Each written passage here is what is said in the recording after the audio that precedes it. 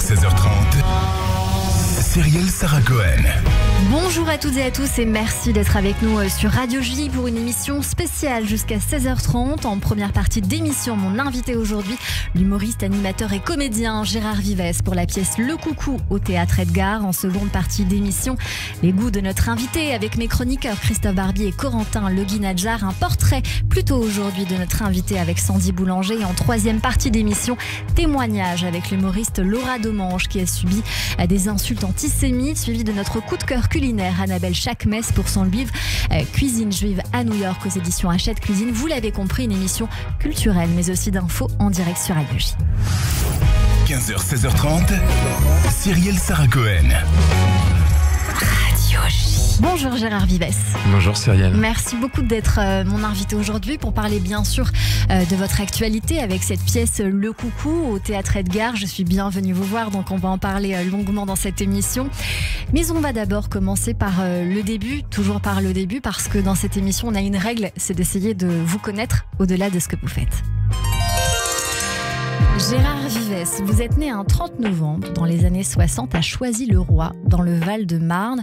Aujourd'hui, avec le recul de la vie, quel genre d'enfance vous diriez que vous avez eu ? Très tranquille, très heureuse.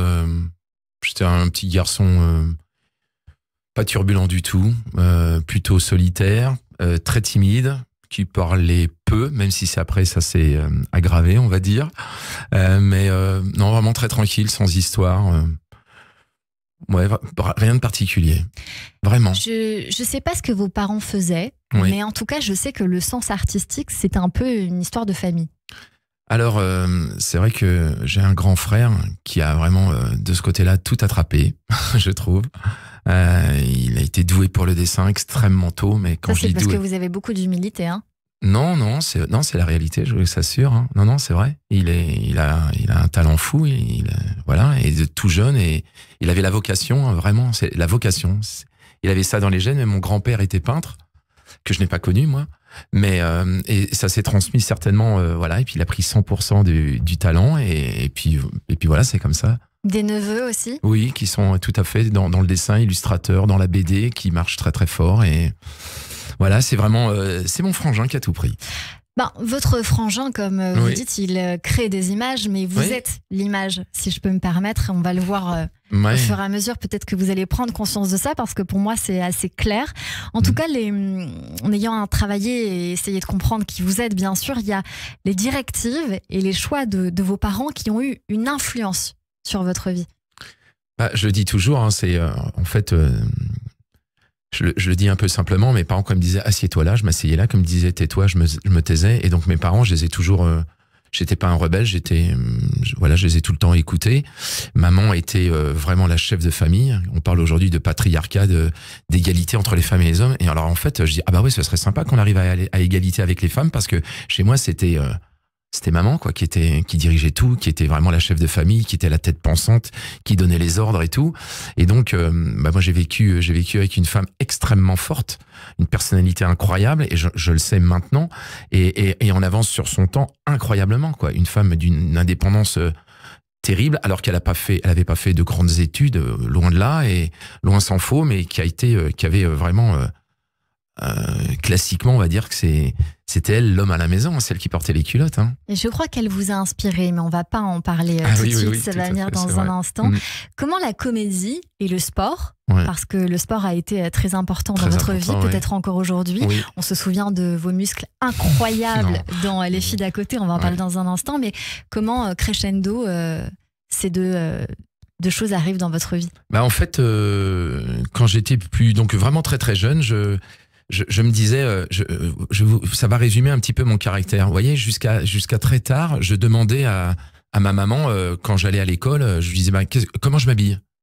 Et pour moi, avoir une personnalité, c'était capable de choisir ses propres vêtements. Et donc, pour moi, je n'avais aucune personnalité parce que j'avais pas d'idée. En fait, j'avais pas d'idée. Et donc, je vivais comme ça. J'étais heureux comme ça et je me posais pas de questions ni quoi que ce soit. Et en fait... petit à petit, j'ai découvert dans les années 80, un peu plus jeune même, le tennis. Et je suis tombé de passion pour ce sport. Alors vraiment, et j'aurais voulu vraiment être un champion de tennis, mais je suis nul. Donc je me suis beaucoup entraîné parce que je suis comme un bœuf. Je suis capable de faire des heures et des heures et des heures et des heures. Mais quand on n'a pas le talent, on n'y arrive pas. Et puis voilà, c'est comme ça. Mais par contre, j'accepte tout ça. Mais par contre, je suis un travailleur. Je suis vraiment, je suis quelqu'un de besogneux. Et donc, je me suis beaucoup entraîné. J'ai toujours été passionné par le tennis. Et cette façon de s'entraîner constamment après dans la musculation et tout, et que je suis quelqu'un qui est capable de pas faire de sacrifice parce que c'est un vrai plaisir. Quand on décide d'aller dans une voie, on s'engage complètement, c'est qu'on ne peut pas ne pas y aller. Et j'aborde tout comme ça. C'est-à-dire que je fais ou je ne fais pas. Il n'y a pas de demi-mesure avec moi. C'est assez blanc ou noir. C'est assez manichéen. Mais par exemple, si j'en reviens à la comédie, à chaque fois que j'ai commencé quelque chose, comme je n'ai pas le don de, mais ma seule capacité, ma force de travail, donc je me mets à travailler très fort. Oui, je vois très bien ce que vous dites. Vous allez passer un bac philo, mais la comédie... Mais la comédie, est-ce que c'est le fruit du hasard? Est-ce que vous êtes allé chercher? Pas du tout. Comment c'est arrivé à vous alors?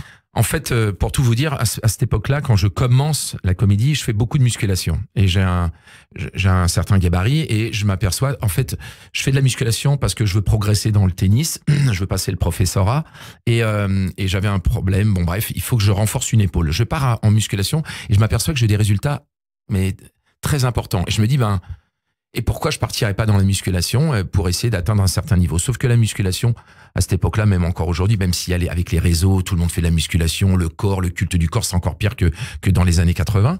Je travaillais pas, c'était une catastrophe. Et donc, je vois une publicité en télé avec des types. C'était pour une agence d'intérim de travail américaine, bref, et avec le personnage de Vinci.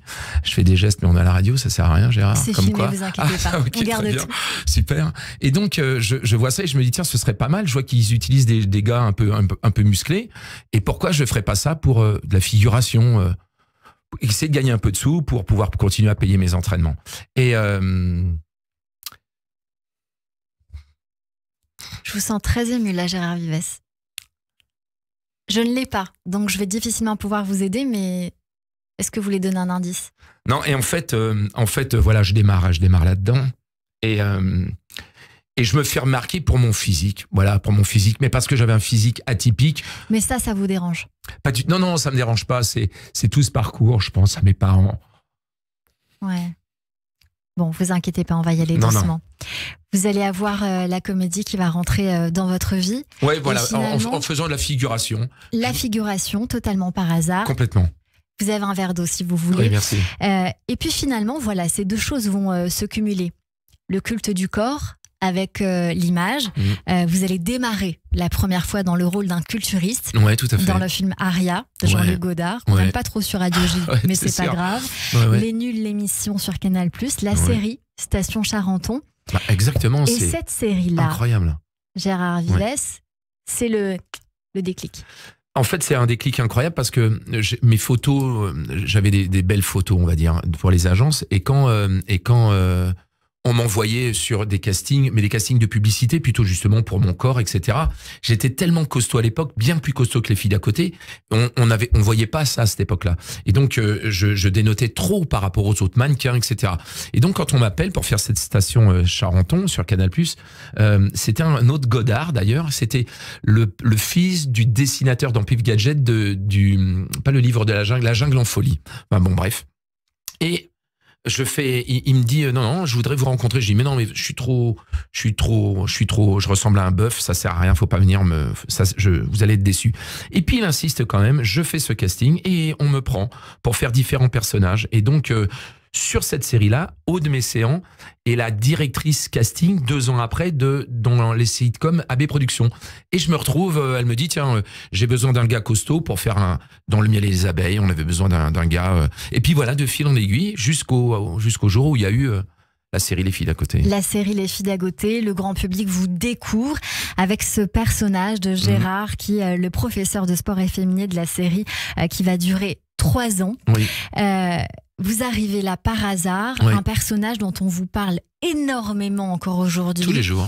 Il a énormément marqué et j'ai envie qu'on s'en souvienne ensemble. Ouais. Faites attention parce que des fois le bouchon il saute. Oh oui, attention. Allez, 1, 2, 3. Alors.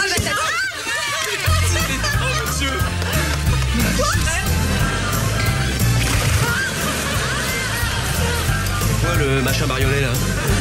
C'est Gérard?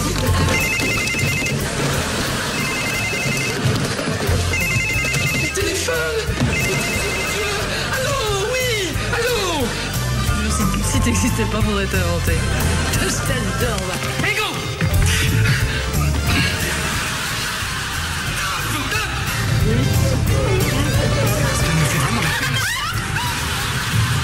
Alors il y avait toujours beaucoup de rire et on entend, pas forcément vos échanges, mais on entend toujours ce personnage très exalté qui arrivait toujours, plein de vie. J'ai envie de vous demander comment vous expliquez-vous l'engouement pour ce personnage, même si moi j'ai ma réponse. Alors vraiment encore aujourd'hui, je ne sais pas pourquoi, on m'en parle absolument tous les jours, mais avec toujours beaucoup de bienveillance, beaucoup de sympathie, mais même presque de l'attachement, parce que je compare souvent ce personnage-là à, vous savez, vous êtes plus jeune, et puis vous écoutez, pas forcément d'ailleurs plus jeune, mais on est gamin, on a une musique, les premiers amours, il y a une musique, et à chaque fois qu'on entend cette musique, ça vous rappelle quelque chose. Et bien, quand on me voit, les gens ne me voient pas forcément moi, même si maintenant j'ai bien vieilli, mais ils se souviennent de cette période-là et ça leur rappelle à cause de ce personnage-là qui était extrêmement singulier, extrêmement particulier à cette époque-là. Parce que aujourd'hui, un personnage efféminé, voilà, on en voit dans toutes les séries, voilà. Mais à cette époque-là, dans les années 90. Il faut se souvenir que il y a les histoires du sida, il y a les histoires on dit tiens c'est les homosexuels qui amènent le sida. Donc quand je suis arrivé en télé avec un personnage hyper efféminé, il faut savoir que chaque jour j'ai un contrat. J'ai pas de contrat moi à la longue, c'est-à-dire que tous les soirs je suis chômeur. C'est-à-dire que si ça continue à plaire, on me rappelle. Et c'était pas un personnage qui était récurrent au départ, mais qui était même pas créé. C'est vous qui l'avez créé au fur et à mesure. Exactement. Et donc, les gens sont tombés, mais vraiment, alors je peux dire en amour avec ce personnage. Parce qu'au départ, vous venez pour de la figuration. Complètement. Au final, on vous donne une phrase. Une phrase amène une deuxième phrase. Et puis après, comme on dit, vous faites partie des murs. Ouais. Et vous évoluez avec les nouvelles filles d'à côté. Où vous avez toute votre place avec Adeline Blondiot qui habitait avec vous à cette époque, dont vous étiez un peu amoureux, mais on ne savait pas trop. Voilà, pas trop. On savait pas trop. Ouais, tout à fait. Je tiens à dire, puisqu'on l'a évoqué en début d'émission, ce personnage, en fait, vous l'avez créé aussi parce que c'est quelque part, vous féminisez votre maman à ce moment-là. Complètement. Vous avez envie de créer cela. Cette série, c'était une série pour adolescents.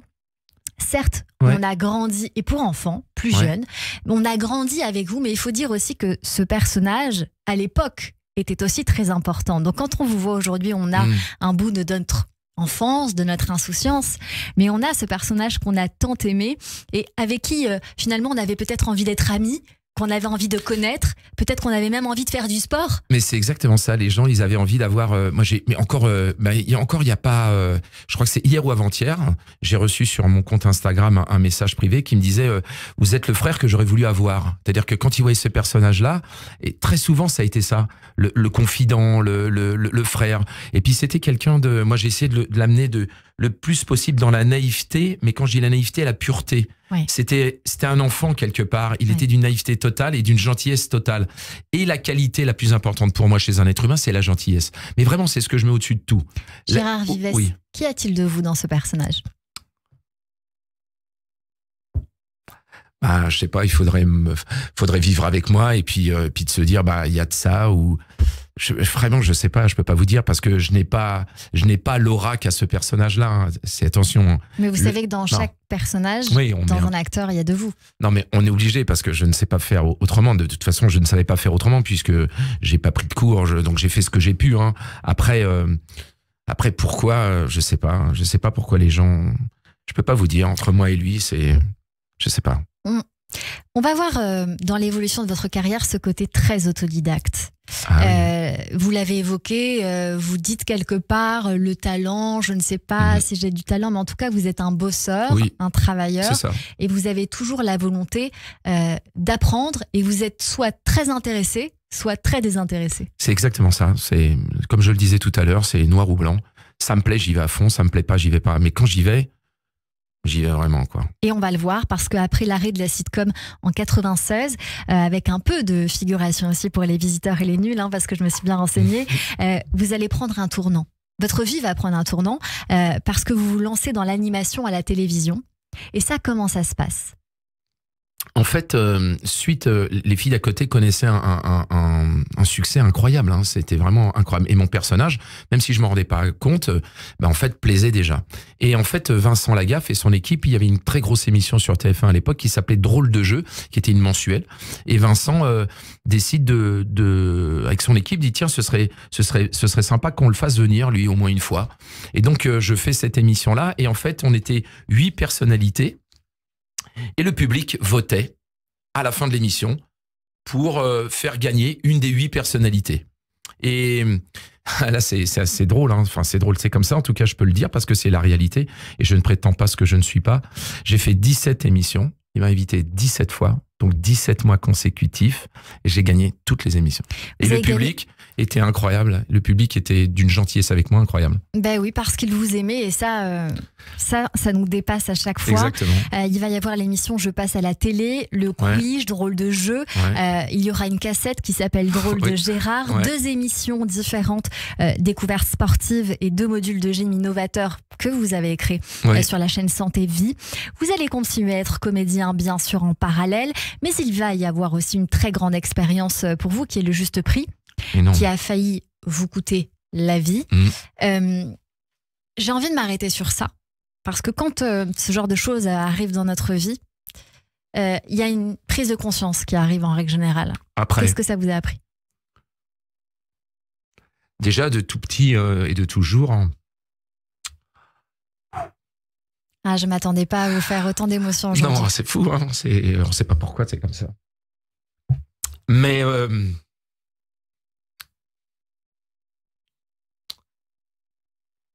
il y a un truc. Moi, j'avais très très peur. J'ai toujours eu très très peur de la mort. Et puis, il m'arrive cet accident. Et ça va bien aujourd'hui. Ça va bien aujourd'hui. Mais ça a été long. C'est ça. Ça a réveillé beaucoup de choses. Ouais, c'est-à-dire qu'on prend conscience à un moment donné que, qu'on n'est que de passage. Ouais, qu'on devrait pas être là, que voilà. Et puis après, forcément, même si j'avais déjà, je savais ce qui est important dans la vie. Hein, voilà, je sais ce qui est important. Mais on en prend encore plus conscience, quoi, qu'on perd des gens au fur et à mesure. Plus on avance dans le temps, plus on perd des gens. Et donc voilà. Et en fait, voilà, c'est assez particulier à vivre. Gérard Vives, aujourd'hui, j'ai envie de dire que vous êtes plus vivant que jamais. Il y a eu un passage dans Splash, le grand plongeon. Vous êtes resté debout, d'accord, on va dire ça. Sur Énergie Douce, les people passent le bac, l'Académie des Neufs, tous ensemble. Aujourd'hui, la télévision est loin derrière pour l'heure. Ouais, puis je me pose pas de questions, en fait. Vous savez, j'ai pas de projet. Moi, j'ai jamais eu de projet. C'est-à-dire que j'ai la chance où, après, je dis souvent, crie à l'univers ce que tu veux, l'univers finira par te le bricoler.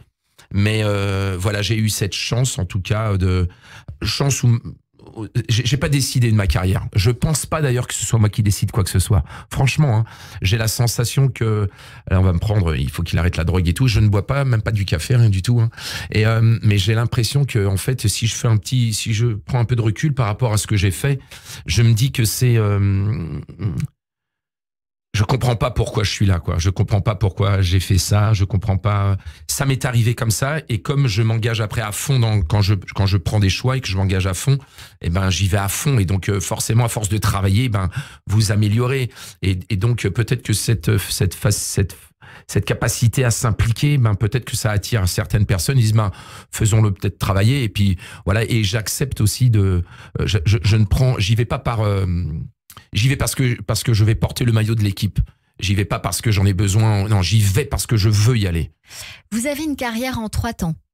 Vous avez la comédie avec la télévision d'une part. Oui. En deuxième temps, il y a l'animation à la télévision. Ouais. Et aujourd'hui, je ne sais pas pourquoi, je vais vous parler d'une renaissance avec le théâtre.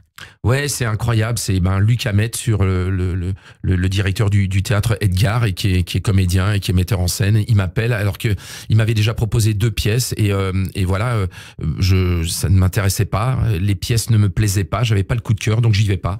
Et puis là, il me propose pour la 3e fois en 3-4 ans, il me propose une pièce. Et quand je lis cette pièce-là, je me dis, tiens, là, il y a vraiment quelque chose.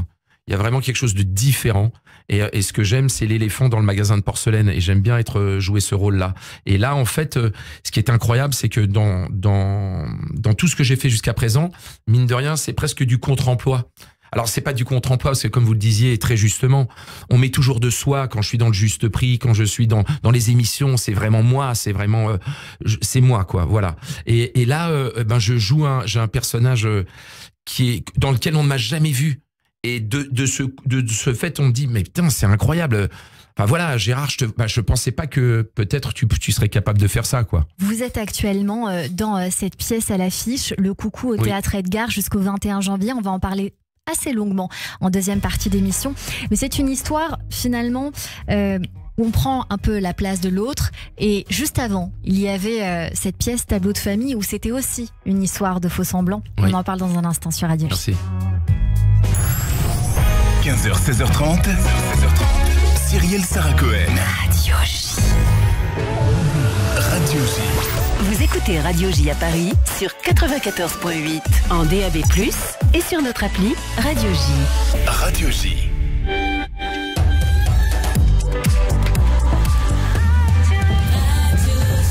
– 15h30 sur Radio J. Bonjour et bienvenue. Tout de suite, le rappel des titres avec Etani Belaïch.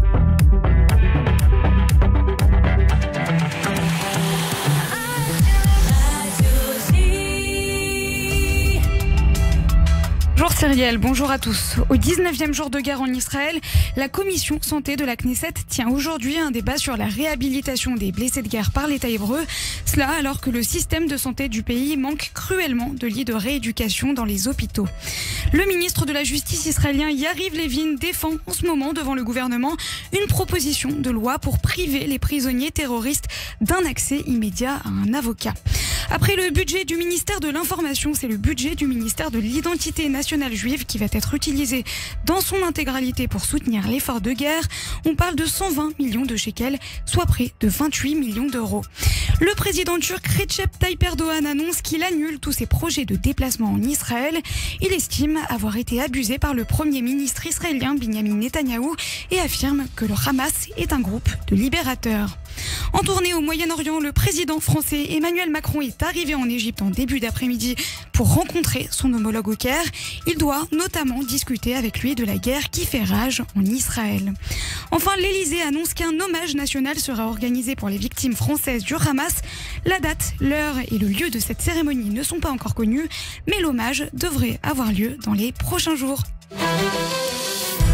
Merci beaucoup Etanit Belaïch. On vous retrouve à 16h pour le journal complet. Tout de suite une courte pause et on revient avec notre invité Gérard Vives sur Radio J. Radio J. Bonjour, c'est Lise Gutmann. Le 10-11, Lise Gutmann. Ravie de vous retrouver tous les matins au programme Judaïsme, divertissement, communauté. Radio J. Paris 2024, les Jeux Olympiques, 6 novembre 2023. Un champion du monde, David Tissot, Bocuse d'Or, offre son talent pour aider le million d'enfants défavorisés d'Israël. Ne ratez surtout pas le légendaire dîner haute gastronomie de Meir Panim, Kacher Beddin, sous le patronage du grand rabbin de France et les parrainages d'Arthur et Guillaume Gomez, représentants personnels du président de la République, avec de nombreux artistes en exclusivité. Réservation 01 42 25 59 27 et meirpanim.fr. Radio J. Vous écoutez Radio J à Paris sur 94.8 en DAB+, et sur notre appli Radio J. Radio J. Radio J. Radio J. Radio J. Radio J. 15h, 16h30. Cyrielle Sarah Cohen. De retour sur l'antenne de Radio J. Merci beaucoup d'être à nos côtés avec notre invité aujourd'hui, Gérard Vives, pour la pièce Le Coucou au Théâtre Edgar. C'est jusqu'au 21 janvier 2024. Vous êtes aux côtés d'Emmanuel Boidron. Pour ceux qui visualisent, c'est la fille de Navarro dans Navarro et Luc Hamet, acteur et metteur en scène de cette pièce. L'histoire, Gérard Vives, elle démarre avec vous. Maxime Deprat qui prépare un dîner avec sa femme Ségolène, Emmanuel Boidron, pour recevoir son collègue comptable qu'on appelle le cocu, Corentin Michelot, lui-même fraîchement séparé de sa femme Gersande, qui travaille dans la même entreprise. C'est une invitation tout à fait intéressée. Très intéressé, avec très peu de considération pour ce comptable, puisque je le traite d'un abruti et je dis même qu'il a autant de charisme qu'un poulpe mort. C'est pour vous dire à quel point je suis aimable dans cette pièce, à quel point je suis respectueux des autres. Et je vais lui demander c'est même pas lui demander, je vais essayer de lui imposer de signer un document qui m'arrange bien, parce que sinon je risque de finir en prison. C'est ça, vous lui dites des phrases assez drôles, on va y venir dans un instant, mais c'est une forme de dîner de con, on se dit ça à un moment donné. C'est vrai que ça commence par un dîner de con. On dit tiens, je vais inviter un con à ma table, mais pour pouvoir l'utiliser. Et puis finalement, sans rentrer dans. Je sais pas ce qu'on a le droit de dire ou pas dire. C'est ça qui est un peu compliqué. Ouais, hein. c'est compliqué. C'est vrai. Il va se passer quelque chose. Tel est pris qu'il croyait prendre, ou alors. Écoutez, c'est vraiment ce qu'on retient de cette phrase, et j'avais envie de conclure cette partie avec vous en disant cela. Mais on voit que dans cette pièce, vous essayez de lui mettre la pression à tous les niveaux, constamment. Vous avez, oui, certes, un personnage détestable, mais très fort, très conquérant. C'est un peu le mâle dominant qu'on adore détester, hein, finalement. Et alors, ce personnage est passionné d'étymologie. À sa femme, il dit, il ne faut pas oublier que dans comptable, il y a con. Mais ça, vous ne le direz certainement pas à votre convive, puisque vous allez le valoriser au maximum avec le mot comptabilité, en disant, il y a compte, mais il y a aussi compte, comme un duc, comme un noble, roi. Tout à fait. Tout à fait, je suis prêt à tout, j'ai pas de moralité, je suis prêt à tout pour arriver à mes fins. Je vais lui brosser les poils dans le bon sens pour arriver justement à cette signature que j'attends. Et alors, est-ce que je vais l'obtenir? Ça, c'est une autre histoire, mais voilà, c'est un personnage qui est si on revient au début, à l'inverse de Gérard des filles d'à côté, il est, je sais pas s'il est détestable, mais c'était bien de jouer pour moi, c'était extraordinaire de jouer c'est extraordinaire. C'est extraordinaire de jouer ce personnage-là. Et voilà, et on ne m'attend pas là-dessus. Je suis pas quelqu'un de très sympa. Ça reste une comédie, hein, tout ça. Attention, évidemment, bien sûr. Hein. On s'en doute bien, Gérard Vives. Vous allez même aller jusqu'à lui faire croire que vous avez envie de lui proposer un poste à la clé. Sauf que bon, ce personnage en face de vous, de Michelot, qui semble très très naïf, finalement, va peut-être se révéler moins stupide qu'il n'y paraît. Sur scène, alors, vous êtes Maxime Deprat. Est-ce qu'on peut dire ce qui va se passer ou pas? On le garde mystère. C'est vous qui décidez. Je pense qu'il faut vraiment. La pièce, elle est très très surprenante, mais vraiment. Et je le dis assez facilement. Pourquoi? Parce que je l'ai choisie. C'est-à-dire que si je suis parti dans cette pièce-là, c'est parce que je la trouvais vraiment inspirante, et elle l'est. Et on va vous emmener à la fin de cette pièce là où vous ne vous attendez pas. C'est vraiment, c'est une comédie. J'aurais tendance à dire, c'est aussi une histoire de vase communicante. C'est-à-dire que le brillant va devenir plus terne, et celui qui l'est un peu moins au départ va le devenir beaucoup plus rutilant. Et c'est vraiment très bien. Et j'ai eu des commentaires aussi hyper touchants. Justement, j'aurais pas dû dire ce mot-là, mais justement des gens qui trouvaient qu'il y a une partie quand même assez touchante. Je peux pas dire à quel moment, mais mon personnage a plein de choses à jouer, et c'est pour ça que je l'ai pris. Et c'est vraiment, moi j'ai eu un intérêt à le jouer, parce que l'histoire m'a plu. Et avant tout, c'est l'histoire qui m'intéresse. On va se faire le plaisir d'écouter la bande-annonce et on verra ce qu'on peut dire après. Oui. Max est très jaloux. Et si je vous confonds encore une fois avec lui, il va s'énerver très très fort. Hein. Et je le connais, dans ces cas-là, il n'arrive plus à se contrôler. Ah bon? Michaud, qu'est-ce que vous avez là? Hein? Vous avez une tâche. 2 même. Non. Ah si. Bah oui. Bah alors? Non mais ça va, ça ne me gêne pas. Mais vous n'allez pas rester comme ça toute la soirée? Ah si, je m'y suis habitué. Dites-moi alors. Ah non, ça j'oserais pas. Parce que le chapeau. Quel chapeau? Parce que celui que vous avez sur la tête. Voilà, donc on va pas tout laisser passer, parce qu'on comprend vraiment bien ce qui va se passer, et je préfère dire aux auditeurs de venir voir cette pièce. Venez nous voir. Mais juste parce que les gens se disent, pourquoi le coucou et pas le cocu? Alors, le coucou, parce que c'est un oiseau qui a la particularité de s'approprier le nid des autres. En fait, le coucou, c'est un malin, il va pondre ses œufs, il va dans un nid d'une autre race, d'un oiseau d'une autre race, il lui enlève ses œufs, il pose les siens, et de ce fait, l'oiseau qui croit voir ses propres œufs se met à les couver. Ce qui fait que le coucou fait élever ses petits par les autres, nourrir, etc., pendant que lui, il s'achète une chaise longue et il a la belle vie.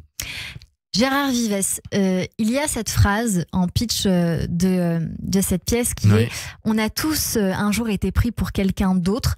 J'ai envie de dire que vous, c'est un petit peu à l'image de votre vie parce que tous les jours, on croit que vous êtes ce Gérard dans Les filles d'à côté. Ouais, mais tant mieux, hein, parce que l'image est plus belle que peut-être ce que je ne suis dans la réalité.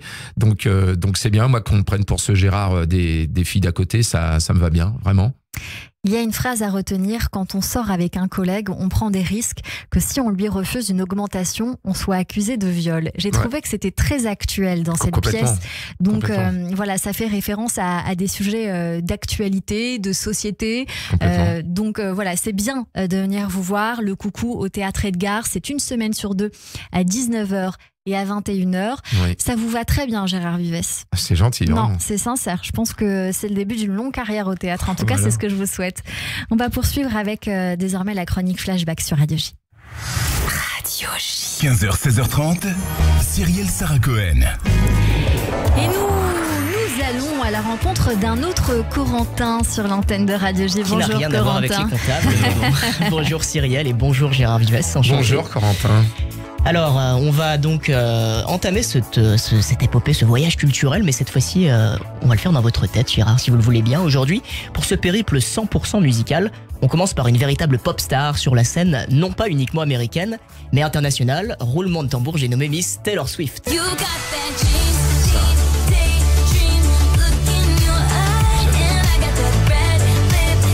Évidemment que vous l'avez reconnu, Gérard, le titre Style, sorti en 2014 dans l'album intitulé 1989, votre chanson du moment donc. Et mon petit doigt me dit d'ailleurs que c'est loin d'être la seule de Taylor Swift qu'on peut retrouver dans vos playlists. Cette chanson Style, on pourrait s'attendre à ce qu'elle ne soit que la pure fiction d'une jeune idylle, mais derrière tout ça, Taylor Swift fait un clin d'œil à un autre artiste. Flashback, nous sommes en 2012. Taylor, la vingtaine, est déjà une artiste bien accomplie avec la sortie de l'album Red, son 4e. Album qui lui permet d'ailleurs d'expérimenter de nouveaux styles, Heartland Rock ou Dance Pop notamment. Elle qui avait fait ses débuts avec de la musique country. En coulisses, Taylor fréquente depuis quelques mois un jeune artiste britannique. Est-ce que vous savez qui est cet artiste, Gérard ? Non, je l'écoute, c'est tout. Vous ne l'avez pas ? C'est Harry Styles, qui était tout jeune à l'époque. Il avait seulement 18 ans à ce moment-là, mais qui lui aussi était déjà, qui va connaître aussi exactement de grands succès. Il est déjà très bien embarqué dans la musique avec son fameux groupe One Direction. L'histoire entre les deux nouvelles étoiles montantes, Harry Styles et Taylor Swift, dure jusqu'en janvier 2013. Et puis ensuite vient la rupture qui inspire 3 chansons à une Taylor Swift qu'on connaît toujours en pleine introspection. I Knew You Were Trouble, Style donc également, et Out of the Wood, qui sont donc les 3 chansons en hommage à cette rupture. Et à côté de ses succès musicaux, Corentin, elle a aussi d'autres cordes à son arc. Et oui, souvent adulée pour la qualité de ses paroles, la chanteuse américaine dépasse la scène et vient aussi crever l'écran. Quelques rôles en tant qu'actrice dans ses films, séries, sa voix prêtée à des personnages d'animation, mais surtout un film fraîchement sorti le 13 octobre dernier. Taylor Swift, The Eras Tour. Est-ce que vous l'avez vu? Je l'ai vu la semaine dernière. C'est un fabuleux film-concert, toujours en tête du box-office d'ailleurs depuis sa sortie dans les salles de cinéma américaines. De quoi mettre totalement hors course un certain Martin Scorsese qui peine à suivre la cadence avec son dernier film. Un phénomène XXL, eh bien c'est certain et à plusieurs niveaux. Mieux encore, Taylor devient le nouveau sujet d'étude des économistes, tant ses concerts stimulent l'économie américaine. Alors, on ne se fait vraiment aucun souci pour elle et on sait déjà que ses fans comme vous, Gérard Vives, jubilent à l'idée de la retrouver le 9, 10, 11 et 12 mai prochain, en 2024, donc à Paris, la Défense Arena. Je serai à Lyon. J'ai plus de place. Mais expliquez-nous cet amour pour Taylor Swift, c'est incroyable. Alors, je suis quelqu'un qui n'écoute pas du tout de musique, pour tout vous dire. Alors, je le savais, donc je suis étonnée. Non, mais vraiment, j'écoutais jamais de musique. J'écoutais pas de musique. Et en fait, en 81, je découvre Police. Je craque pour Police et surtout le batteur et puis tout ce groupe-là, c'était hallucinant. Et puis j'ai eu le deuxième quelques années plus tard, donc avec Taylor Swift. Et en fait, Taylor Swift, avec alors mon anglais et vous allez voir plus qu'approximatif, c'est Shake It Off, c'est ça. Voilà. Et donc et quand je vois ce clip, et je le trouve incroyable, mais vraiment incroyable. Tous ces danseurs, voilà, je trouve ça incroyable et je commence à m'intéresser à ce rythme parce qu'en fait, quand la musique, moi j'ai besoin, quand j'écoute de la musique comme là, ça me donne de l'énergie, je peux pas vous dire, ça me recharge et j'ai envie de faire du sport quoi. Voilà. Alors les auditeurs aussi peuvent se dire qu'on va écouter Taylor Swift pour aller faire du sport. Et c'est incroyable. Et en fait cette fille là, ce qui m'a intéressé, je me suis dit mais Donc je suis allé chercher sur des YouTube, etc. Et il y a un truc qui m'a vraiment impressionné, c'est ces changements physiques. Un peu ronde, très maigre, ça c'est d'enfer. Ouais, je sais qu'elle est. On l'a trouvé, merci Benjamin Arnault. C'est d'enfer. Et je me suis dit, mais cette fille-là, donc j'ai commencé à m'intéresser, j'ai dit, mais pourquoi tu passes de. Je la tutoie parce que c'est you hein, en anglais, on est bien d'accord. Et pourquoi tu passes de quelqu'un de très fin à plus rond, etc. Et ça m'a travaillé ça, je me suis dit, mais elle doit vivre des trucs. Et puis je me suis intéressé à elle et en fait j'ai compris, moi j'ai pas cette connaissance que vous avez, mais j'ai vu qu'effectivement c'est une fille politiquement et tout qui s'engage, mais vraiment incroyable quoi. Non mais vachement bien. Aussi, et puis j'aime bien un truc, j'ai utilisé d'autres mots un petit peu moins. J'aime bien quand on se fout de la gueule de quelqu'un, qu'elle revienne et qu'elle te massacre. Et tu t'es foutu de ma gueule, regarde-moi bien et quand je vais revenir, voilà, j'aime ça moi. J'aime quand les gens ils sont tu t'es foutu de sa gueule. Tu sais pas comment elle va revenir. Et je trouve ça génial parce que j'ai vu des trucs quand tu lui as donné des comment on appelle ça, des récompenses que je sais plus qui, un mec connu, un rappeur ou je sais pas quoi, il l'a dégagé, il a dit mais non c'est pas elle qui aurait dû gagner, etc. Je dis mais c'est incroyable quoi, oui, donc un vous manque de intéressez respect. à qui elle est aussi. C'est on est bien ça d'accord. il y a ça qui m'a, je trouvais que c'était une fille qui, voilà, et puis j'ai vu Miss Americana, il y a un reportage sur Miss Americana puisqu'elle a une chanson qui s'appelle Miss Americana que j'adore et j'ai trouvé que la fille elle est, putain c'est quelqu'un quoi, voilà c'est quelqu'un. Non mais voilà, vous faites très bien de le dire. On va continuer avec une autre idole mondialement connue que vous aimez, Gérard Vives. Changement de style, Post Malone, un personnage totalement différent, du genre beaucoup plus bling bling derrière ses couettes et sa barbe rousse, diamants sur les dents, bijoux en tout genre et même de multiples tatouages comme notamment le portrait du président Kennedy sur sa main, assez insolite. Pour le coup, lui il est actif sur la scène hip-hop, donc on le connaît surtout pour ses titres Rockstar en 2018. Ou Sunflowers, la même année, qui rythme une partie du film d'animation à succès Spider-Man Into the Spider-Verse. Voici, vous, la chanson, Gérard Vives, qui vous a marqué de Post Malone. Voilà, c'est ça. Et voilà, on va danser sur Cycles, exactement, très smooth Cycles, sorti en 2019 dans son 3e album à Post Malone, Hollywood's Bleeding. Chanson qui explore la thématique de la relation amoureuse, mais par le prisme d'une boucle infernale de rupture. Comme un Sisyphe, on pourrait dire, condamné pour l'éternité dans la mythologie grecque à faire rouler une pierre jusqu'à un sommet avant que celle-ci ne retombe. Ici, le couple s'engouffre dans une relation qui se brise continuellement, mais ils se retrouvent toujours dans les bras l'un de l'autre.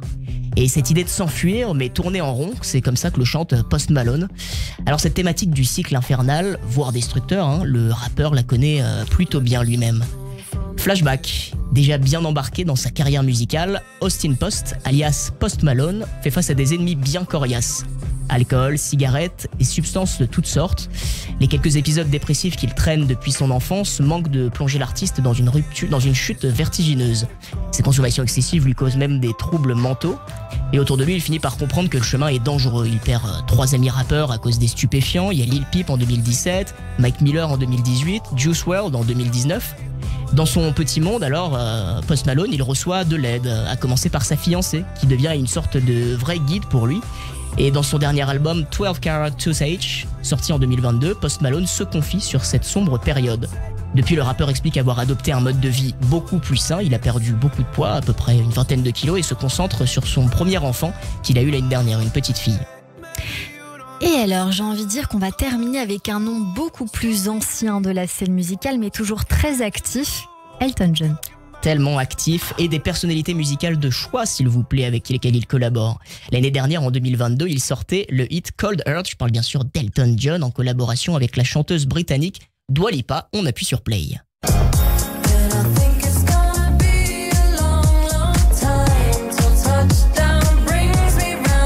Ça, c'est un carton. Un vrai carton pour l'année 2022, c'est le 3e titre du jour qui parle des relations amoureuses d'ailleurs. Thématique récurrente, qu'est-ce qui se cache pour vous Gérard derrière ça? C'est la nostalgie des filles d'à côté qui vous donnent envie d'écouter des chansons qui parlent de relations amoureuses? Alors je vais vous décevoir parce que je ne veux surtout pas savoir de quoi ça parle. Et c'est pour moi c'est un instrument, la voix, et ça me touche, ça vibre. Vous voyez, on le dit, l'image vous amène l'information et le son l'émotion. Moi c'est juste de l'émotion, c'est que de l'instinct, c'est rien d'autre. Je savais même pas tous ces trucs circles, moi je croyais que c'était un cercle. Donc je cherche surtout pas à savoir ce que ça veut dire. Donc la beauté des mélodies. Du tout. Voilà, je ressens. Voilà, c'est purement bestial, rien d'autre. Mais vraiment. Et ben en tout cas ici donc il est question donc de relations amoureuses qui sont encore traitées sous un autre angle. Ici on exprime l'idée de s'être un peu perdu à cause d'une mauvaise expérience passée et de peiner à se reconnecter avec quelqu'un. Un cœur endurci donc Cold Heart. Il faut dire que Sir Elton John et sa longue carrière s'y connaît un petit peu au-delà de ses multiples paires de lunettes au vert teinté. En 1969, Reginald Dwight, de son vrai nom, ne connaît pas encore sa période dorée. Mais une chanson va vraiment le propulser sur le devant de la scène l'année d'après. Il travaille déjà avec son co-auteur Bernie Taupin, très connu, qui à l'époque n'a que 17 ans. Des ambitions musicales plein la tête, les deux jeunes hommes se retrouvent régulièrement pour plancher sur de nouvelles compos. Sur la table de cuisine de ses parents, le futur Rocketman, on l'appellera comme ça, gratte quelques lignes qui donneront naissance à Your Song, une chanson qui parle de sentiments amoureux. Un amour naissant, décrit de façon un peu naïve et enfantine, dira-t-on, mais tellement vrai. Chanson qui reste un énorme succès et nombreuses en sont les reprises aujourd'hui. Ouais. Elle s'inscrit dans la lignée des plus belles chansons d'amour de tous les temps et n'a pas pris une ride. Tout comme son auteur qui, on le voit, continue sa route musicale, toujours dans l'air du temps.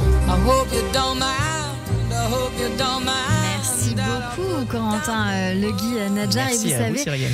Dans cette émission avec Corentin, on a appris beaucoup de choses et quand on ressent cette émotion, généralement, et qu'on comprend les chansons, on se rend compte qu'il y a beaucoup de nous. J'ai envie de dire Gérard Viès, on l'a eu tellement de fois dans cette émission. Merci beaucoup Corentin Legui Nadjar. Tout de suite, c'est le portrait.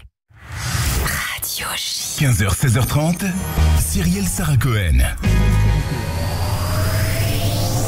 Radio J. Radio J. Le portrait psychologique. Comme toujours, à la fin de cette émission, Gérard Viès, on s'est dit bien sûr beaucoup de choses. Alors, on va souffler tous ensemble parce que Sandy va rentrer en piste avec des notes, évidemment, avec l'ADN et l'essence de ce que vous nous avez donné. On va essayer de voir ce qu'il en est ressorti aujourd'hui. Bonjour Sandy. Bonjour Cyrielle, bonjour Gérard Vives. Bonjour. Alors vous voyez, j'arrive dans cette émission vierge de toute émotion et toute connaissance de quel artiste vous êtes. Alors je vous ai entendu, nous vous avons entendu et je voudrais vous dire pour commencer que c'est tellement émouvant que je vais vous prendre sur mon cœur. Et vous allez voir, on va vraiment bien s'amuser parce que si nous partageons quelque chose tous, c'est la joie. On va pétiller. Enfant, parce qu'on recommence toujours depuis le début, c'est la base, c'est le socle. Vous étiez quelqu'un de joyeux, calme, solitaire, qui parlait peu. Vous dites que vous n'aviez rien de particulier, que vous étiez plutôt obéissant et que vous posez pas trop de questions. C'est votre frère surtout qui a pris toute cette partie artistique de votre famille. Oh, vous êtes coquin quand même de dire des choses pareilles alors que vous avez une belle carrière. Par contre, vous êtes un besogneux, un grand travailleur, avec la capacité d'y prendre du plaisir. Mais bravo, c'est fabuleux ça, parce que c'est pas facile du tout. Vous êtes capable d'abandonner aussi si après avoir beaucoup donné, vous estimez ne pas avoir de talent. Mais ça aussi, c'est fabuleux de savoir retirer ses billes, renoncer, ne pas s'acharner. Alors bien sûr, vous êtes ému de votre parcours, de vos parents, de l'homme qui a grandi, vous, avec des muscles, des castings, un peu ce corps atypique, dites-vous. Mais j'ai envie de vous dire, Gérard, il n'y a pas que votre corps qui est atypique. Vous aussi, vous êtes quelqu'un d'atypique. Vous nous avez beaucoup dit, je ressemble à un bœuf. Ah, de la fable de Jean de La Fontaine ou pas? Parce que ce que nous avons entendu aujourd'hui, et puis ce qu'on a vu, c'est un ange, sensible, et puis un félin, pour ne pas dire un roquet, qui ne lâche jamais, ou alors vraiment pas facilement. J'avais envie de vous dire, l'estime de soi, la confiance, ça se collecte tous les jours, avec délicatesse, avec endurance. C'est proche de la foi aussi parfois. Peut-être que ça a été difficile pour vous, mais vous semblez quand même être devenu ce tisserand du lien, délicat, pudique, intime, authentique et surtout ce qui ressort de vous, avec de la candeur. On vous suit au bout du monde, allez-y, on est là. Vous êtes un homme aux multiples richesses. Alors que vous dites que vous n'avez pas pris de cours, dis donc, vous avez en plus de multiples centres d'intérêt. Bien sûr que vous êtes sensible, vous êtes généreux, curieux et tellement accessible. Vous dites que la générosité, c'est une valeur primordiale pour vous, importante, mais vous la possédez, bravo et merci de nous la partager. Dans vos débuts, votre vie était telle un papillon, j'ai trouvé, un peu de ce côté éphémère. Vous étiez travailleur le matin, chômeur le soir, un peu suspendu comme ça au contrat, alors qu'en fait, vous étiez tellement rempli aussi de belles choses et de choses à créer. Et puis, il y a un accident qui va vous mettre une bonne grosse claque. au cœur, mais à l'âme. Et ça vous permet, je crois aussi, de retrouver ce chemin de résilience, mais d'abord avec vous-même. Vous ne faites pas de marketing de vie, vous savez, ces plans de carrière. Comme si vous n'osiez pas trop prendre votre place, franchement, dans le monde. Et puis, en même temps, comme si ça pouvait vous épargner un peu de penser à cette espèce de finitude. Mais Gérard, votre vie, vos talents, ça laisse déjà de belles traces. C'est foutu, on vous a vu. Vous vivez pleinement parmi nous. On vous voit. Alors bien sûr que vous nous avez laissé de l'amour aujourd'hui, nous pour vous, et puis de tout cet amour que vous avez pour tout ce qui vous entoure et vous passionne. Et ça, c'est éternel. Ça ne s'arrêtera jamais tant que nous aurons des cœurs qui seront là pour battre à l'unisson. Et vous voyez, du coup, ça n'a rien à voir avec le côté bestial dont vous parliez. Au contraire, c'est sensitif. Alors, merci Gérard, longue vie, et puis partagez encore avec nous tous vos trésors. Merci. Merci beaucoup Sandy Boulanger pour ce très beau portrait sur l'antenne de Radio J. Merci encore. Radio J. 15h, 16h30, Cyrielle Sarah Cohen. Gérard Vives, l'émission touche à sa fin. Oui. On va vous retrouver au Théâtre Edgar, avec beaucoup de sourires et de joie. Oui. On va venir vous voir une semaine sur deux à 19h et à 21h. Je voudrais terminer cette émission avec quelque chose qui, je sais, vous tient à cœur. Vous avez un château. Ah oui. Alors j'ai un château, attention. Là, je rénove un château depuis 2014. Je travaille beaucoup là-bas et je rénove un endroit pour justement un lieu de vie où j'organise des salons, des expositions. Les gens peuvent venir se marier. On fait. Voilà, je voulais créer un endroit où tout est possible de faire. Un escape game. Là, ce week-end, on va avoir un escape game géant. Je prépare le jour de l'an. Je fais un salon j'ai monté un salon sur le surnaturel au mois de mars, un salon du bien-être, un salon aussi d'exposition d'art. Il y a on fait du yoga, on fait des stages. Enfin, voilà, ce que je veux, c'est justement un lieu de vie, et puis recevoir des gens passionnés. Un lieu de vie et culturel aussi. Oui. Je voudrais m'attarder sur le fait que vous vouliez que ce soit un lieu de résidence. Oui, beaucoup d'artistes cherchent des endroits pour venir créer leur musique. Où est-ce qu'on peut avoir les infos? Ça s'appelle le Château de la Vernée, V-E-R-N-E-E, si vous allez sur Internet, Château de la Vernée. Et puis justement, comme je suis en construction et je travaille beaucoup, d'habitude, je suis toujours en bleu de travail avec des chaussures de sécurité. Mais j'y vais là tout à l'heure, en sortant du studio, pour justement... faut que j'aille fabriquer des fenêtres. Pardon, bref. C'est complètement différent. Et donc, voilà, ce que je veux, j'aimerais vraiment avoir un lieu de résidence où des artistes peuvent venir faire des pièces, mais aussi donner la possibilité parce que je viens de là aussi, à même ceux qui ont... Ce que j'aime dans ce château, c'est quand on dit un château, les gens ils disent putain, il a un château. Mais j'ai bossé aussi, j'ai bossé beaucoup pour l'avoir, comme je suis un besogneux, et que je rénove tout, que je travaille, je fais vraiment. J'ai un compte Instagram, Gervis 1962, vous allez voir tout ce que je fabrique. En tout cas, ce que je veux, c'est amener des gens, des passionnés. Moi, peu importe votre passion, les gens passionnés et gentils, c'est vraiment hyper. Et puis ça nous enrichit. Mais avoir des groupes, par exemple, on a des danseurs qui viennent, on a des. Là, je voudrais du théâtre. Je voudrais construire. Donc là, j'ai en tête de construire une grande salle dans laquelle on pourrait faire des représentations, mais aussi des gens qui viennent. Parce que j'ai connu ça une fois. Vous venez vous travaillez un lieu de résidence pendant une semaine, et puis ensuite vous présentez la pièce. Et ce que j'aime quand c'est une région, je suis dans la Nièvre, donc dans le 58, à 200 km du sud de Paris. C'est une région qui est quand même pauvre, et la culture là-bas, c'est compliqué. Ça manque, et donc ce serait la possibilité de faire vivre culturellement cette région. Ouais, exactement. Et puis là-bas, ils sont hyper ouverts à ça, parce que, entre guillemets, je suis la vedette de ma rue, mais on est deux dans ma rue, donc c'est pas compliqué. Et encore que mon voisin Jean-Marc, c'est une vedette aussi. Et l'idée, c'est que ils sont heureux que des gens entre guillemets, qui prennent pour des vedettes alors qu'on n'en est pas, je suis pas une, s'intéressent et faire venir des gens dans ce château. Moi, j'ai pas pris un château pour y vivre. C'est vraiment c'est pas un centre socio-culturel, c'est pas ça, mais c'est ça que j'aime. Après, il faut faire rentrer des sous. Donc, il y a des gens qui viennent se marier, il faut joindre l'utile à l'agréable. Ce que je gagne d'un côté, c'est pour le mettre de l'autre, et puis créer cette salle et donner la possibilité aux gens d'être dans un lieu qui est incroyable, qui est vraiment incroyable. Vraiment, de venir et de partager leur passion et de travailler, voilà. Château de la Vernay. La Vernay, dans la Nièvre. Oui, tout à fait. On peut venir sur un site internet éventuellement. Ah non, parce que le site, je l'ai pas encore fait parce qu'il y a tellement de travaux encore fait. On vous contacte sur Instagram si on est intéressé d'une manière ou d'une autre. Super, c'est Gérard super. Vives, c'est 1962, il y a la pastille bleue. Je suis certifié. Ah bah vous voyez, vous êtes quand même un peu une vedette, en tout cas la vedette de votre vie, et on est tous la vedette de sa vie. Exactement. Tout va bien. Vous restez encore avec nous sur Radio J. On va terminer l'émission avec Shake It Off. Merci beaucoup d'avoir été Merci à vous, vraiment. J'ai même pas eu l'occasion, j'ai pas réussi à vous remercier vraiment pour cette invitation, vraiment. Merci beaucoup, Gérard Vives. Dans un instant, un témoignage avec l'humoriste Laura Demange. Notre coup de cœur du jour, Annabelle Chakmes pour la littérature culinaire aujourd'hui. Mais tout de suite, on écoute un peu de musique suivie d'une pause et du journal de l'info. Restez connectés sur Radio J.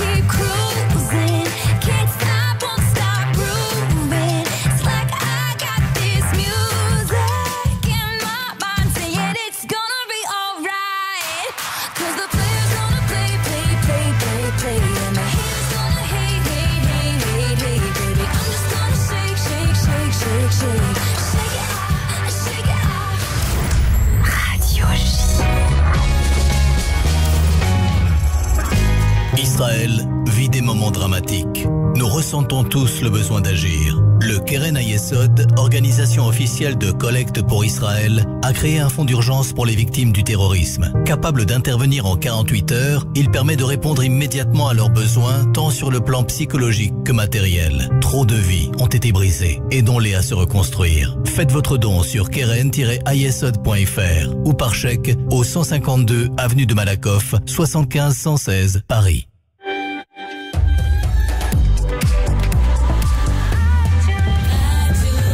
Il est 16h sur Radio J. Bonjour et bienvenue. Tout de suite, le journal de l'information avec Etanit Belaïch.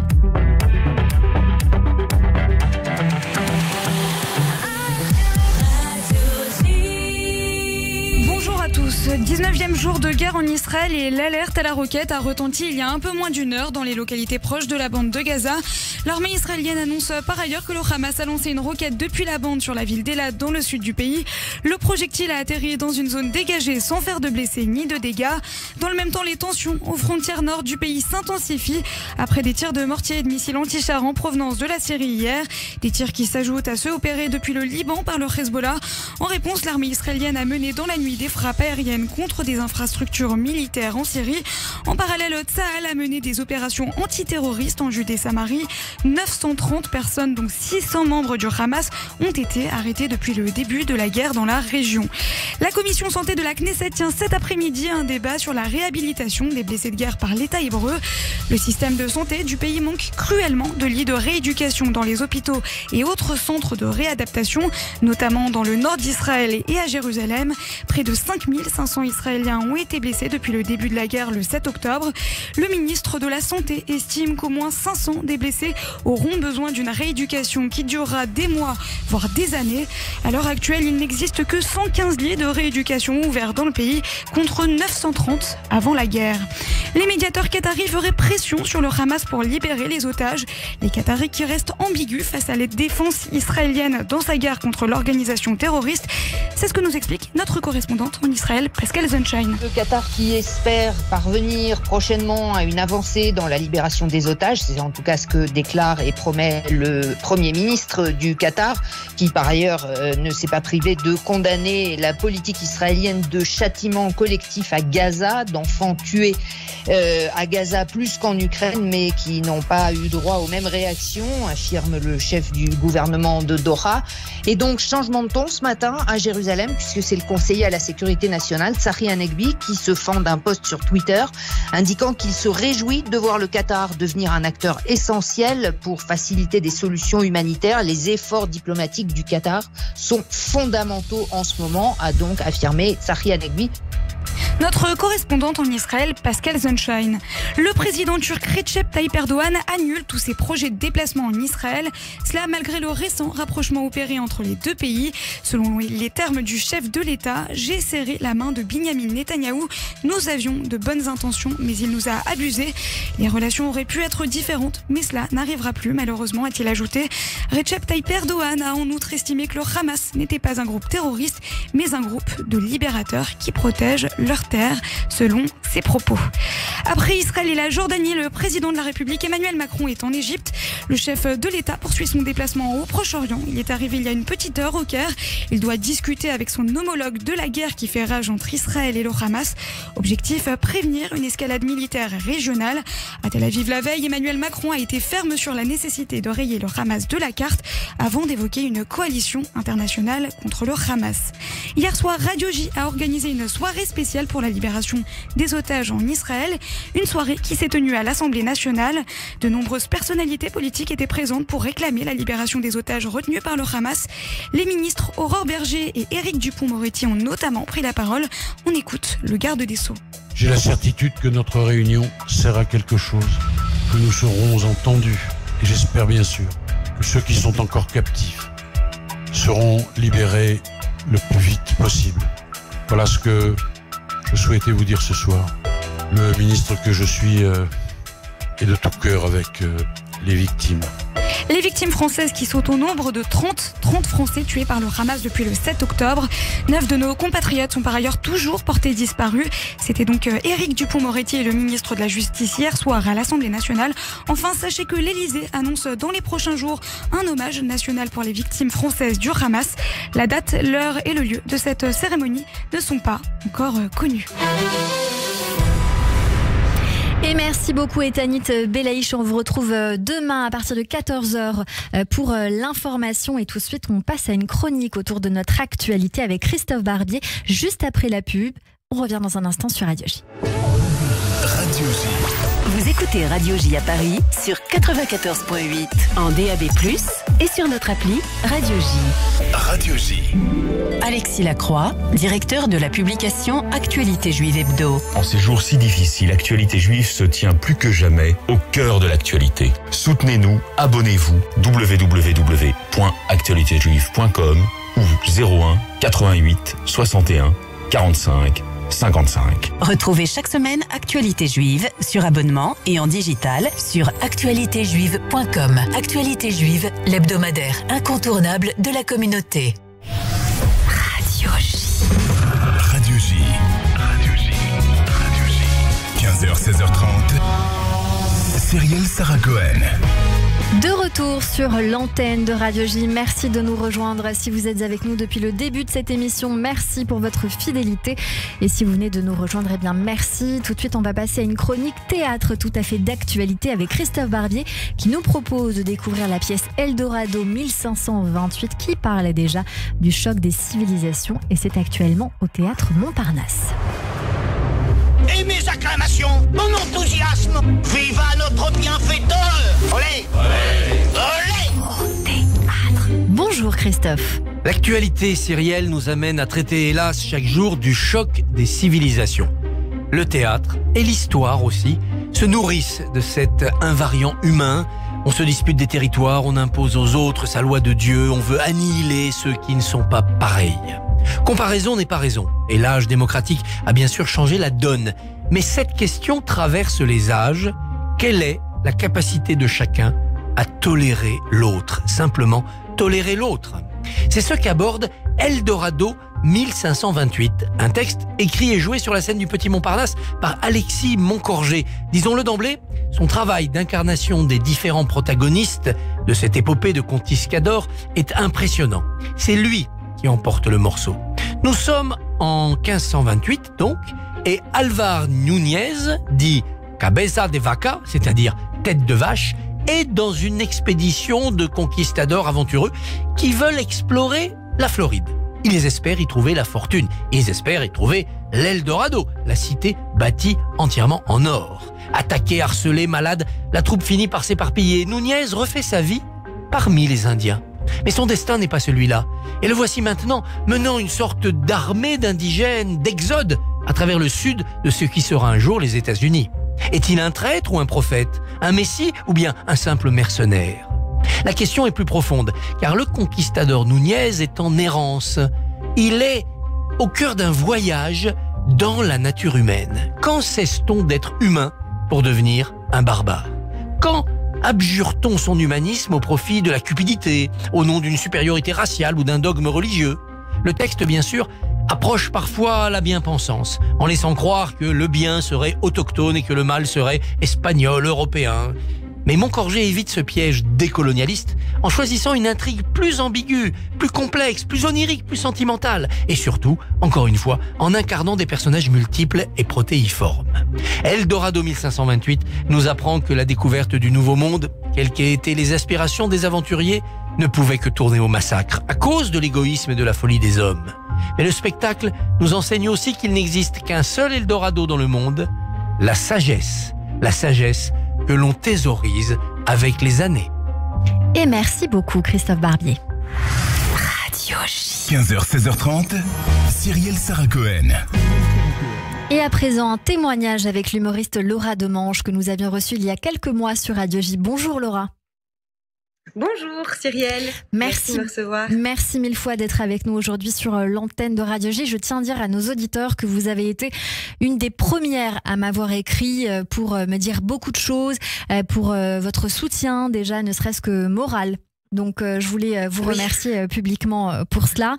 Après la manifestation du 9 octobre pour Israël à laquelle vous étiez, que vous avez relayée, il semblerait que vous ayez été prise un peu par la foudre des réseaux sociaux et vous vouliez en parler. Oui, bien sûr. J'ai été prise par la foudre des réseaux sociaux parce que je me suis étonnée, comme dans beaucoup de ces manifestations, je trouve, j'ai été étonnée de voir presque que des juifs. Et je dis presque que parce qu'heureusement, il n'y avait pas que ça, mais quand même majoritairement. Et c'est une constatation que j'ai pu faire voilà, quand il y a eu l'école primaire à Toulouse qui a été attaquée, quand il y a eu cette vieille dame qui avait survécu à la Shoah et qui a été jetée de son balcon par un individu, ou encore même Halimi, etc. Enfin, Ilan et Sarah Halimi, à chaque fois, je constate que à chaque fois qu'il y a malheureusement, en tout cas la perception que j'ai, c'est quand on touche aux juifs, c'est les juifs qui s'en indignent et qui sont qui crient au scandale, et malheureusement on n'est pas beaucoup soutenu par d'autres. Or moi, j'avoue que je suis une citoyenne de la paix et du monde, et que toutes les causes, toutes les formes de violence et les causes d'injustice, je m'en indigne, je m'engage, et je suis entourée de gens qui sont très engagés, mais sur ces points-là, eh bien, ils ne me rejoignent pas, et je me demande pourquoi. Et et après ça, s'en est suivi quand j'ai posé cette question-là sur les réseaux sociaux, j'ai reçu beaucoup d'insultes antisémites. Malheureusement aussi, ce que je peux constater, c'est que même si moi, ça fait très longtemps que je dis que je ne soutiens pas la politique d'Israël, on m'assimile beaucoup en tant que juive à des actes qui ne sont pas les miens. Mais je veux dire, de la même façon que je suis française et fière d'être française, et pourtant je ne soutiens pas la politique forcément de la France sur absolument tous les points. Donc j'ai fait le constat déplorable que quand il y a un conflit au Proche-Orient, malheureusement, les juifs du monde prennent cher, quoi. Ça vous a inspiré une chronique sur France Inter sur les juifs. Vous vous posez cette question. C'est quoi être juif aujourd'hui ? Oui. Je me pose cette question, je n'ai pas la réponse. Je peux dire que moi, je m'appelle Laura Demange, que mon père est catholique. Ainsi, si on regarde juste mon nom de famille en faisant l'appel à l'école, on va pas voir que je peux être juive. Or, ma mère l'est et m'a transmis cette religion. Il se trouve que je baigne aussi dans cette culture depuis un moment, donc je me considère comme telle, et aussi parce que, devant les antisémites, je me sens menacée. Après, je peux constater que, justement, je trouve que je ne comprends pas très bien ce qu'on met derrière cet antisémitisme, dans la mesure où, comme je le dis, c'est complexe. La question de qu'est-ce qu'être juif, c'est très complexe. Est-ce que c'est avoir un nom de famille juif auquel cas, dans mon cas par exemple, ce n'est pas réel, puisque ce n'est pas le père qui transmet la religion, mais c'est le père qui transmet le nom de famille dans notre société patriarcale. Voilà. Est-ce que c'est pratiquer le judaïsme? Auquel cas, je pense que je connais très très peu de juifs pratiquants, et de la même façon que je connais très très peu de catholiques. Voilà. Donc, si c'est ça, être juif, pratiquer la religion, je crois qu'il y en a très très peu aussi. Et finalement, donc, qu'est-ce qu'on met derrière ce terme? Pour l'instant, j'ai pas vraiment eu de réponse. Ce que je peux dire et que je dis dans ma chronique, c'est que, en tout cas, les juifs ont été recensés au nombre de 0,2% dans le monde. Donc, je m'étonne et m'effraie d'un acharnement sur une si minorité de personnes dans le monde. Ouais. Ce qui est assez incroyable, Laura Domange, c'est qu'on se sent le besoin de s'en expliquer. Et ça, moi, ça me fait rebondir parce que on a aujourd'hui le sentiment de devoir expliquer le fait qu'on soit juif de telle ou telle manière alors que ça ne regarde que nous. Finalement, vous êtes prise à partie aujourd'hui parce que vous êtes venue à une manifestation, alors que de base, il me semble que vous l'avez très bien expliqué aujourd'hui, mais vous êtes de base très à gauche. Ça me fait rebondir aussi sur la position que vous avez, par exemple, face aux déclarations de Jean-Luc Mélenchon, qui lui est très très à gauche, par exemple, et pour lequel a priori vous étiez plutôt sur sa ligne au départ. Je suis complètement horrifiée. J'ai toujours eu des gardes, pris mes gardes, je sais plus comment on dit, contre Mélenchon, été sur mes gardes, avec Mélenchon, parce que il a beaucoup de fois joué sur des petits amalgames qui, pour moi, augmentent la haine, parce que c'est de ça dont il est question, et fait quelques amalgames entre Israël et Juifs. Donc pour moi, je suis très très très embêtée parce que en tant que personne juive et très à gauche, je me sens pas du tout représentée, en toute honnêteté. Je suis horrifiée qu'à la marche justement du 9 octobre, il y ait des députés du Rassemblement national qui étaient là. Je me désolidarise de ce type de politique et j'ai été horrifiée qu'il y ait très peu, voire pas, de députés LFI qui étaient présents.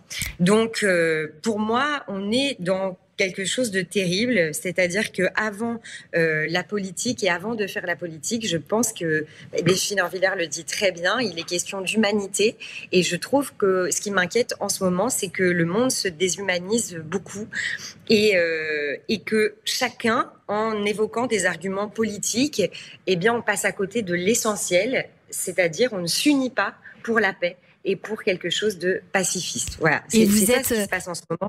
Vous êtes vous-même choqué que pour la première fois seulement dimanche dernier, la seule manifestation pacifiste a été faite par Anna Assouline, que nous avons reçue il y a quelques jours sur Radio J, avec donc ce collectif Les Guerrières pour la Paix. Oui, je suis très choquée parce que je pense que, encore une fois, quelles que soient nos origines, on devrait s'unir pour la paix, parce que c'est une tragédie. Dès qu'il y a des morts, des civils morts, des enfants morts, quelle que soit leur origine, c'est une tragédie. Donc, je m'étonne que même des partis politiques, etc., renforcent ce clivage en se déclarant pro-ceci ou pro-cela, alors qu'en France, il ne devrait être question que de s'unir pour la paix.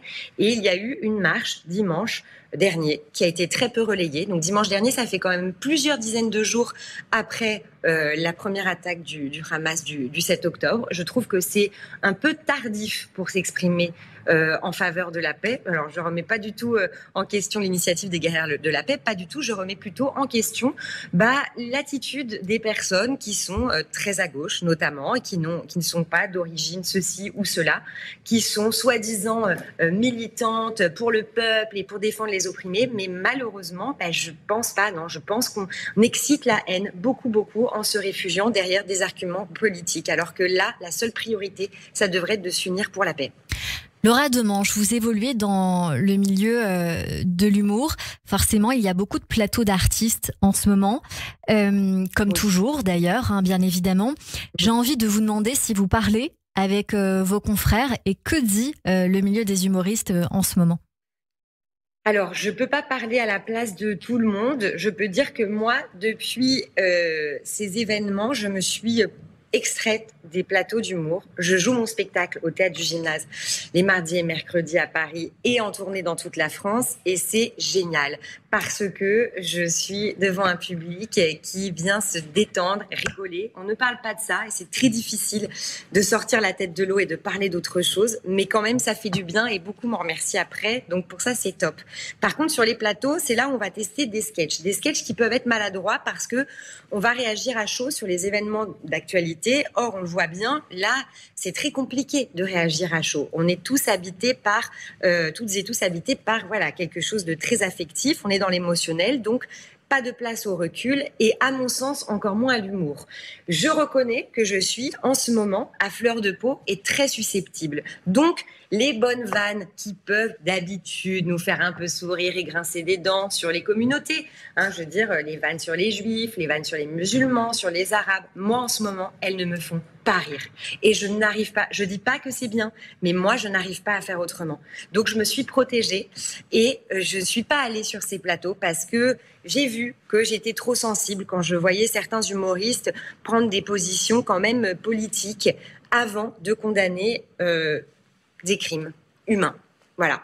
Pour moi, encore une fois, quand on décentre le débat et qu'il devient politique avant de pleurer des morts, eh ben, on n'est pas sur le même truc. Et donc, j'ai voulu me protéger d'éventuelles conversations qui auraient pu être très désobligeantes pour moi parce que je n'arrive pas à prendre du recul et surtout les blagues qu'on pouvait faire avant, en ce moment, elles résonnent pour moi de façon catastrophique parce que j'ai très peur de la haine qui s'installe en France et dans le monde envers les juifs et même pas que envers les juifs. J'ai très peur quand on fout quelqu'un en garde à vue parce qu'il a dit salam alikoum, on marche sur la tête. Donc en ce moment, je trouve que ce n'est pas drôle d'alimenter les clichés qu'il peut y avoir sur une communauté plutôt qu'une autre. Il faut faire très attention à ça. Est-ce que, Laura Demange, vous en avez entendu des phrases qui vous ont choqué ? Oui, des blagues qui m'ont choquée. Oui, encore une fois, dans un climat de non-guerre, entre guillemets, si tant est qu'il y en ait déjà eu un. Bon, c'est des blagues qui surfent sur des clichés antisémites qui, moi, me font pas trop rire. Mais allez, je me dis, bon, allez, il faut avoir de l'autodérision. Et puis, cette personne-là charrie aussi d'autres communautés, donc on ne le prend pas personnellement. Mais quand on voit que l'antisémitisme tue et que l'antisémitisme fait que, aujourd'hui en Allemagne, on va mettre des étoiles de David sur certaines portes, qu'à Paris, on brûle des portes avec des mezuzahs, eh ben, c'est pas drôle d'alimenter ces clichés parce que ce sont des clichés qui peuvent conduire à la violence. Mais encore une fois, je le dis aussi de la même façon que les blagues qu'il peut y avoir en ce moment sur les Arabes, les musulmans, ne me font pas rire non plus parce que ça peut aussi être des clichés qui alimentent et qui peuvent favoriser légitimer une certaine haine. Merci beaucoup Laura Demange pour votre témoignage aujourd'hui sur l'antenne de Radio J. Et surtout, malgré ce climat, je vous en prie, essayez quand même de sortir de la tête de l'eau parfois et d'aller rire. Il y a de très bons spectacles, je vous conseille le mien. Exactement, je rappelle votre spectacle Une nuit avec Laura Demange, mardi et mercredi à 19h30 au Théâtre Gymnase Belle et en tournée. Merci beaucoup d'avoir été avec nous, Laura Demange sur Radio J. Radio J. 15h, 16h30, Cyrielle Sarah Cohen. Et tout de suite, c'est le coup de cœur sur Radio J. Bonjour Annabelle Chakmes. Bonjour Cyrielle. Merci beaucoup d'être mon invitée aujourd'hui. C'est avec un grand plaisir que je vous reçois. Vous avez sorti un livre sur la cuisine en 2015, devenu un best-seller. Aujourd'hui, vous sortez un nouvel ouvrage, Cuisine juive à New York, avec vos recettes, vos photographies, avec des illustrations de Nicolas Gallois, sorti chez Hachette Cuisine. Et on découvre dans ce livre votre histoire, mais aussi l'histoire du peuple juif et de sa cuisine à New York. Exactement. Mon grand-père m'a dit une phrase quand j'étais enfant. Il m'a dit, Annabelle, n'oublie jamais l'histoire. Parce que quand on oublie l'histoire, invariablement, elle recommence. C'est un cycle. Je n'imaginais pas que ce serait si juste aujourd'hui. Non seulement aujourd'hui, mais quand j'ai commencé à travailler sur cet ouvrage. Et je suis non seulement très fière, mais très heureuse d'avoir fait ce livre. Qu'est-ce qu'on apprend sur l'histoire des Juifs dans ce livre ? Évidemment, on ne pourra pas tout dire. Mais s'il y a une chose à dire. Alors, une chose, pour être très honnête, qui m'a assez surprise, Ce ne sont pas les Ashkénazes qui sont arrivés en premier à New York, ce sont les Séfarades. C'est une bonne info à dire parce qu'on a toujours la sensation de n'y voir que les Ashkénazes. Que les Ashkénazes, ce qui n'est absolument pas le cas. L'Inquisition a poussé les Séfarades à partir en Amérique du Sud. Ils sont ensuite remontés à New York, enfin ce qui était New York, pour finalement... Bon, alors je vous avoue qu'en tant qu'Ashkénaze, ça a été dur à avaler. mais il faut rendre à César ce qui est à César. Vous êtes juif d'origine ashkénaze et vous dédiez ce livre à votre famille en disant « N'oublions pas l'histoire, les histoires, nos histoires » parce que l'art dans nos assiettes existe évidemment. Le passé retentit. Qu'est-ce qu'il y a de votre histoire à vous dans ce livre-là ? Je pense une certaine sensibilité. Mon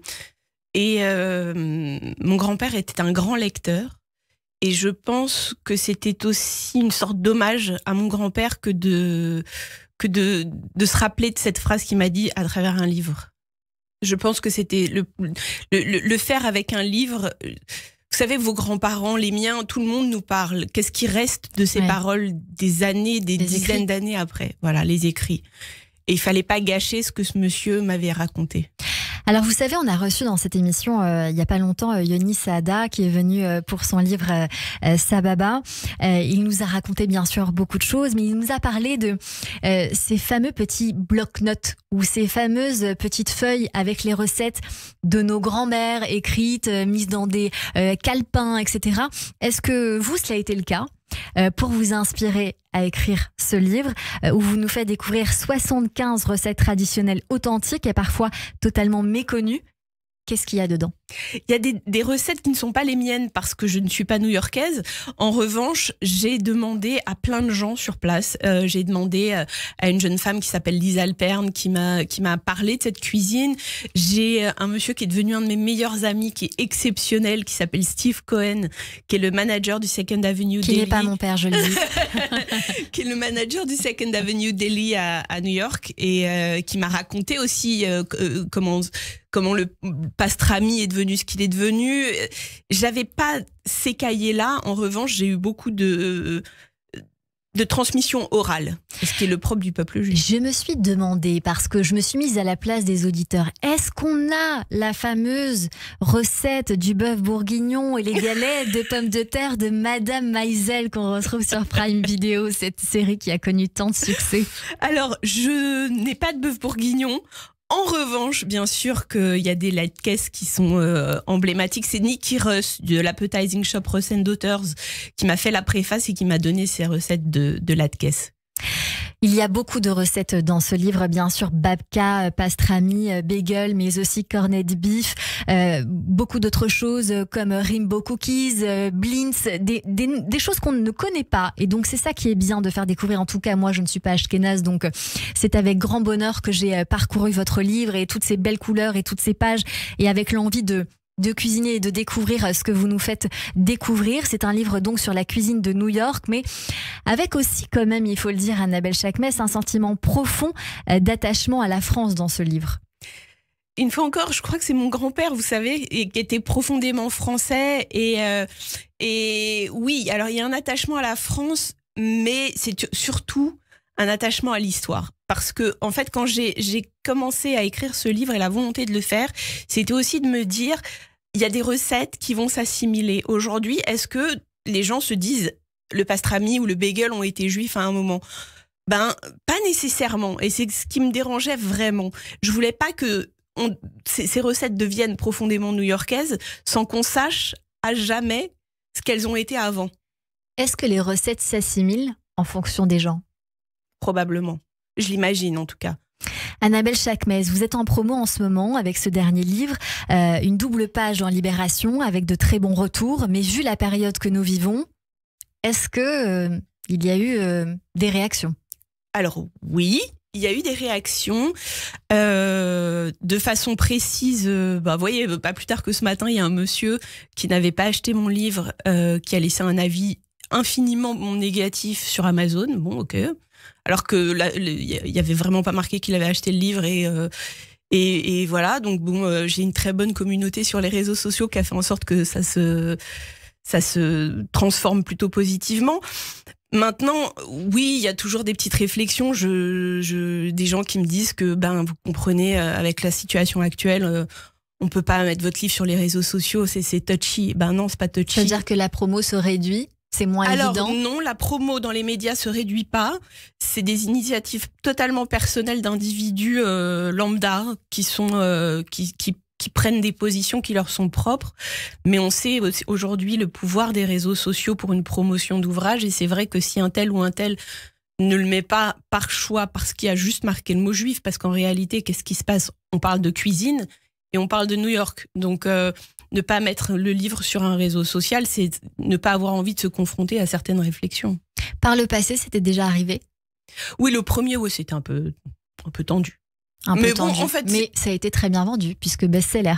Et tant mieux. Donc on s'en fiche pas mal. Aujourd'hui, en tout cas, vous êtes notre coup de cœur sur Radio J. Je recommande chaudement d'acheter ce livre qui est très haut en couleurs, en bleu et blanc. Ça nous ravive le cœur. Merci beaucoup.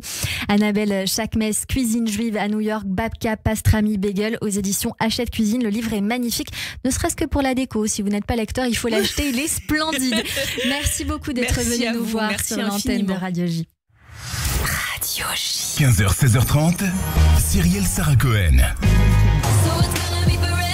Merci à toutes et à tous d'avoir écouté cette émission aujourd'hui sur l'antenne de Radio J. Nous étions avec Gérard Vives pour Le Coucou au théâtre Edgar. Annabelle Chakmes, mon coup de cœur aujourd'hui, Cuisine juive à New York aux éditions Hachette Cuisine. Merci à Laura Demange d'avoir d'être intervenue sur Radio J. Merci à toutes et à tous de nous avoir suivis et rendez-vous demain dès 15h avec Michel Leb sur Radio J. Belle journée à tous.